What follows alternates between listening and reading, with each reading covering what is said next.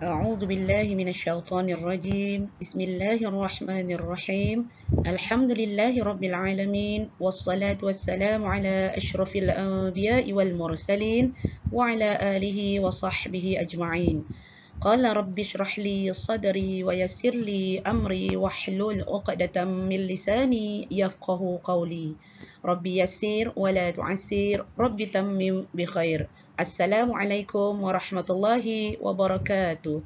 Alhamdulillah, bertemu lagi kita pada sesi pembelajaran PDPR PKP 2021 pada minggu yang ke-6 Sekolah Rendah Agama Pekan Semenyih. InsyaAllah Ustazah Siti Armiati binti Arifudin akan meneruskan perkongsian bagi mata pelajaran tajwid kita pada minggu ini, dan kita akan masuk pada unit yang ketiga, tajuk hukum ra.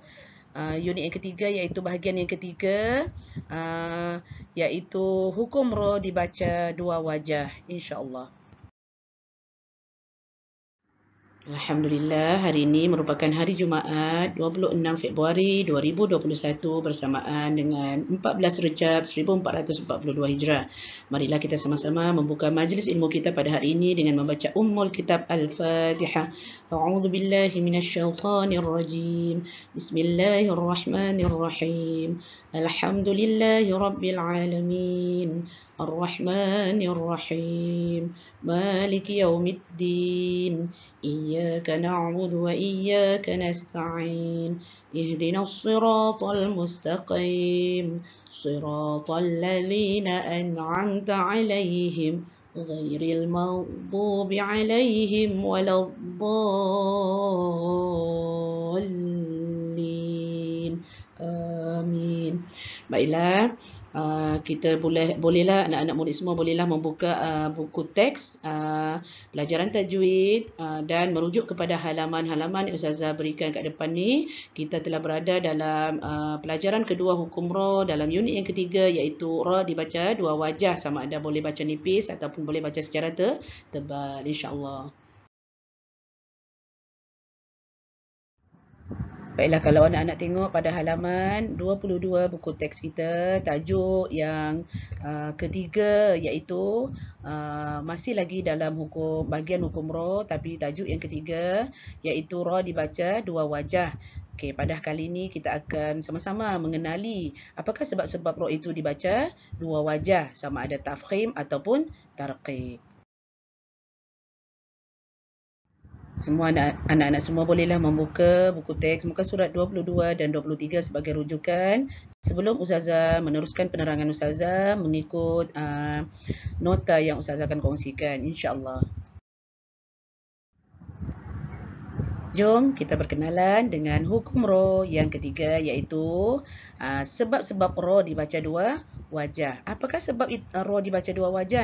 Okey, yang pertama, kerana ra diwakafkan sebelum huruf ra tersebut adalah huruf isti'la mati dan sebelumnya berbaris bawah. Kita dah tahu ra wakaf dengan ra mati berbeza. Saya dah terangkan pada awal pembelajaran kita pada hukum tajuk ra yang pertama dulu. Baik, yang kedua, apakah sebab ra itu dibaca dua wajah? Kerana ra yang diwakafkan sebelumnya adalah huruf ya mahzufah, iaitu ya yang dibuang pada tulisan. Dan yang ketiga, ra mati bertemu dengan huruf isti'la berbaris bawah dan sebelumnya berbaris bawah. Saya akan terangkan insya-Allah kemudian. Baik, pada halaman yang ke-24 kita dapat melihat misal-misal dalam Al-Quran mengikut surah yang mengandungi hukum ra dua wajah.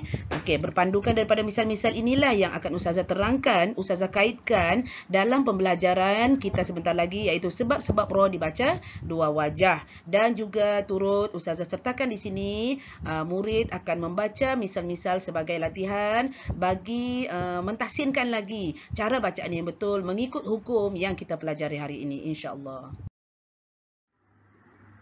Baik, kalau kita lihat sebab ra dibaca dua wajah yang pertama, iaitu ra diwakafkan sebelum huruf ra yang diwakafkan itu terdapat huruf isti'la yang mati dan sebelum huruf isti'la mati itu terdapat huruf yang berbaris bawah. Kita ingat lagi huruf isti'la ada 7, iaitu kha, sa, da, gha, ta, qa, za. Khoso, dhaghata, qaza yang dihimpunkan dalam satu rangkai kata yang berbunyi khussa, dhaghtin, khiz. Okey.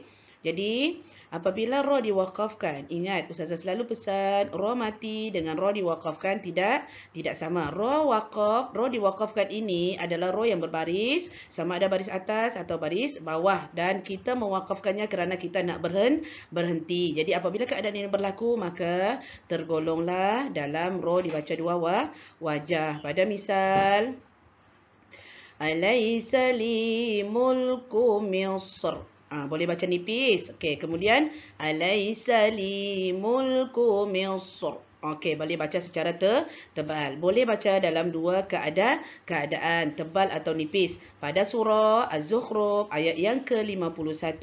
Baik, surah Az-Zukhruf ini adalah juzuk yang ke-25 dalam Al-Quran. Ada 30 juzuk. Surah Az-Zukhruf ini adalah juzuk yang ke-25 pada surah yang ke-43 daripada 114 surah. Jadi, apabila keadaan ini berlaku, boleh baca dua wajah. Ingat, ra yang diwaqafkan itu pun kena betul cara bacaannya, iaitu dibunyikan bunyi ra itu apabila waqaf setengah harkat. Secara tebal, alaysa li mulku Misr. Secara nipis, alaysa li mulku Misr. Okey. Dan walaupun boleh dibaca dalam dua keadaan, baca ra secara tebal dan nipis, tetapi kita kena tahu juga yang mana lebih afdal, yang mana lebih bacaan yang mana lebih utamakan. Dalam keadaan ini, okey, bacaan tebal lebih afdal. Misal yang kedua ialah wa asalna lahu 'ainal qitr.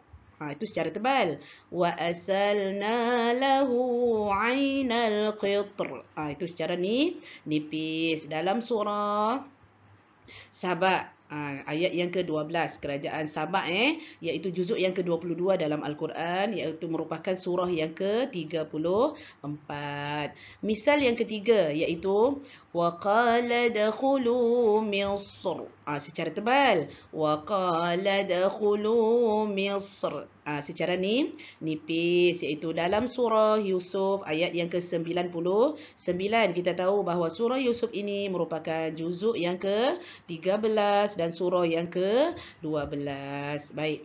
Jadi dalam keadaan ini, sungguh pun boleh dibaca secara tebal dan nipis, tetapi kita kena tahu yang mana afdal, yang mana lebih utama bacaannya, sama ada tebal atau nipis. Jadi lebih afdalnya adalah secara tebal. Baik, selesai untuk sebab ra dibaca dua wajah yang pertama, kita masuk kepada ra dibaca dua wajah yang kedua, iaitu ra yang diwaqafkan dan selepasnya terdapat ya mahdzufah. Terdapat apa? Ya mahdzufah. Okey, apakah yang dinamakan ya mahdzufah? Okey, ya mahdzufah ini ialah huruf ya yang dibuang pada tulisan. Okey, seperti misal asal dia huruf ya ini. Okey, asal huruf ya ini ialah wal-laili idza yasr. Asal dia Yasri. Okey, asal dia Yasri. Ada ya, tetapi oleh kerana tergolong dalam sebab ra kedua dibaca dua wajah, iaitu ra diwaqafkan, ra diberhentikan, ra diwaqafkan, dan selepas ra itu terdapat ya mahdzufah. Jadi asal dia ada ya, tapi dibuang pada tulisan. Asal dia Yasri menjadi wal-laili idza yasr. Dibunyikan setengah harkat dan dibaca tebal atau nipis. Tetapi dalam misal ini lebih afdalnya dibaca secara tebal. Okey, misal yang kedua iaitu fakaifa kana azabi wa nuzur. Secara tebal. Fakaifa kana azabi wa nuzur. Secara nipis dalam surah Al-Qamar ayat yang ke-16, tetapi lebih afdal dibaca secara tebal. Nipis, maaf, secara nipis. Asalnya wa nuzuri, asalnya wa nuzuri, okey, menjadi wa nuzur. Baik, pada misal yang ketiga iaitu pada surah Taha ayat yang ke-77, wa laqad auhayna ila Musa an asri bi'ibadi. Asal an asri ini ada ya, tetapi oleh kerana tergolong dalam ra yang diwakafkan dan selepasnya terdapat ya mahzufa, okey, maka pada penulisan dibuang huruf ya tersebut. Okey. Seterusnya misal yang ketiga iaitu sebab yang ketiga iaitu ra yang mati bertemu huruf isti'la berbaris bawah dan huruf sebelum ra itu adalah berbaris bawah. Pada misal fakana kullu firqin kattaudil azim. Okey, ini adalah huruf ra mati bertemu huruf isti'la dan sebelum ra mati itu hendaklah huruf yang berbaris bawah. Pada surah Asy-Syu'ara iaitu ayat yang ke-63. Baik, surah Asy-Syu'ara ini adalah juzuk yang ke-27 manakala merupakan surah yang ke-54 dalam Al-Quran yang mengandungi 114 surah dan lebih afdal dibaca secara nipis, insya-Allah. Baiklah, ini adalah secara ringkas nota yang Ustazah terangkan tadi, iaitu ra dibaca dua wajah di antara tafkhim dengan tarqiq untuk panduan anak-anak dalam mencari isi-isi penting dalam tajuk tersebut, insya-Allah. Seterusnya, ini juga merupakan satu nota panduan ringkas bagi anak-anak sebagai rujukan lebih mudah untuk memahami setelah yang Ustazah terangkan tadi, iaitu ra, sebab ra dibaca dua wajah di antara tafkhim dengan tarqiq, iaitu ra tebal ataupun ra ni nipis. Ini kita dapat lihat secara afdal atau secara afdal tebal ataupun secara afdal ni nipis. Yang mana pada misal firqin dan misr itu adalah afdal dibaca secara tebal. Manakala pada misal ainal qitri, yasri, nuzuri, an asri adalah lebih afdal dibaca secara nipis, insya-Allah.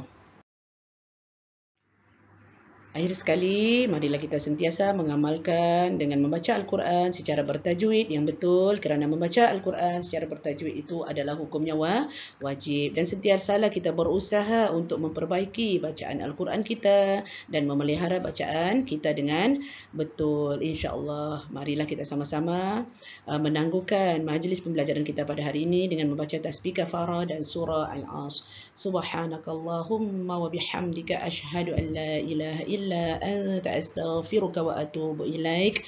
Bismillahirrahmanirrahim. Wal 'asr innal insana lafi khusr illa alladhina amanu wa 'amilus shalihat wa tawassaw bil haqq wa tawassaw bis sabr. Amin ya rabbal alamin. Assalamualaikum warahmatullahi wabarakatuh.